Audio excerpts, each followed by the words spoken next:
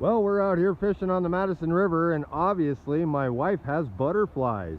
Check it out. Lots and lots of them. She's going in for a closer look to say hi. See that? Isn't that crazy?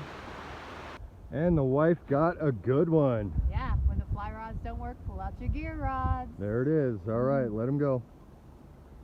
Get out of here, Brownie. Not bad, right? No, he is a fat one. There's little Madison River brown. Pretty good sized fish.